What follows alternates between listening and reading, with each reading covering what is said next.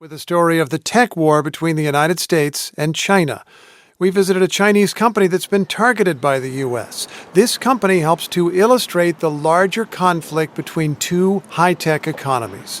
Some of the offices of iFlyTech are in the giant city of Shanghai, and one of its executives met us outside the building, right next to a sculpture of two giant white letters, AI. Welcome to iFlyTech. Thank you. Thank you for the invitation. I appreciate it. It's good to be here. We shook hands and walked inside with Duan Dawei, a senior executive with iFlyTech.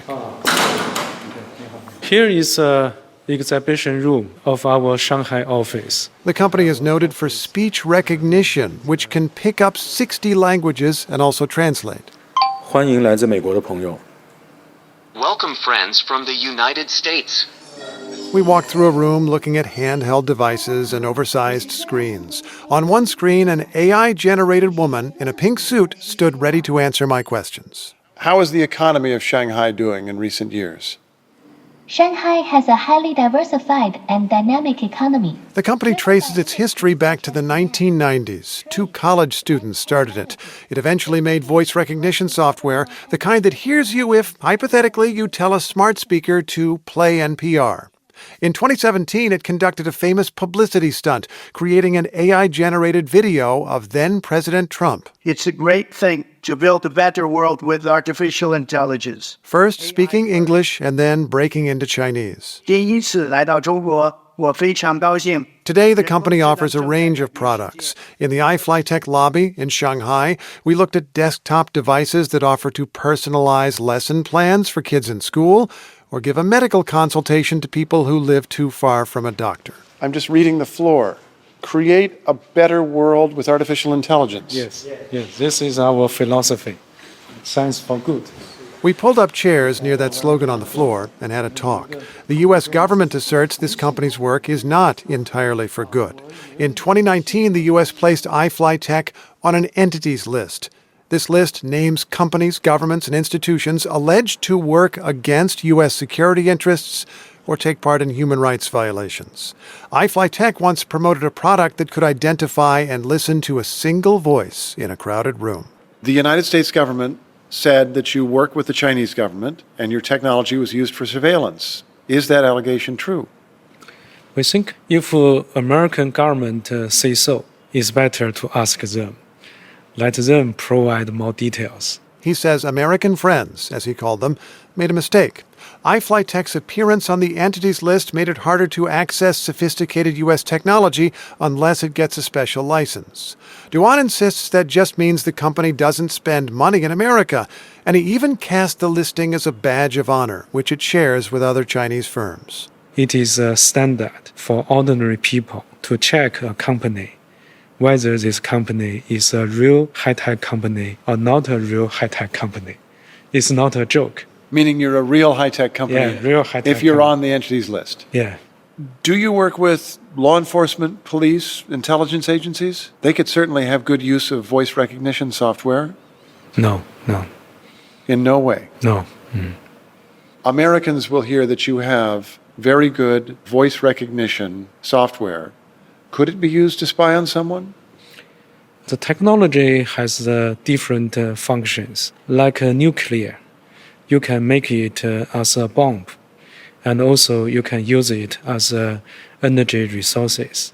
What Duan Dawei said there is the essence of this story. Technology can be used for good or ill.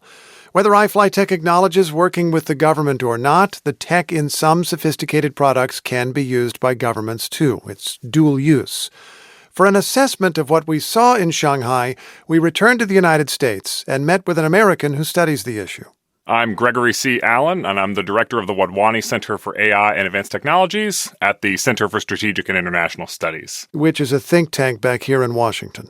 iFlyTech is an actually quite impressive AI technology company. One with powerful products. The U.S. government alleges the company's technology helped to monitor the Uyghur population in the far western province of Xinjiang. iFlyTech is one of the key technological enablers of the ubiquitous surveillance that the Chinese government has set up in Xinjiang. How so? Because voice recognition can be used to monitor who says what in a room? The way that they do it is, number one, they're recording absolutely everything. So if you think that your phone call might be tapped in Xinjiang, err on the side of it's being tapped.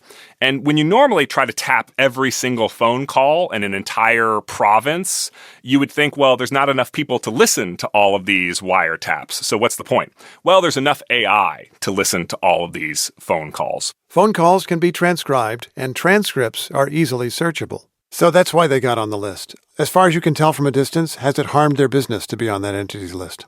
Yes. I mean, in 2020, iFlyTech had a partnership with MIT. I mean, this is the leading U.S. university in many domains of AI research. They were looking at the high quality stuff that iFlyTech was putting out and saying, we want to work with these folks, just on a technical excellence type of relationship. And once they're on the entity list, the United States government has put itself out there as saying, what this company is up to is not consistent with our views about universal human rights, and it's also just not in the United States' national security interest for universities like MIT to be helping companies who work directly for Chinese intelligence services. The U.S. has now placed multiple limitations on Chinese tech firms, including a broad ban on the highest quality computer chips that extends to the whole country. But there is at least a potential way out. iFlyTech still has access to the tech from other Chinese firms. Last year, it announced a collaboration with a different company that is also targeted by the United States. The CEO of iFlyTech announced that his firm was now using the updated version of Huawei's AI chips. Huawei is a giant company that builds 5G cell phone networks. The U.S. warned against security threats from its technology and severely damaged its global business. Yet Huawei remains in business. It develops computer chips, and is now collaborating with iFlyTech in a bid to work around the pressure that both face from the United States.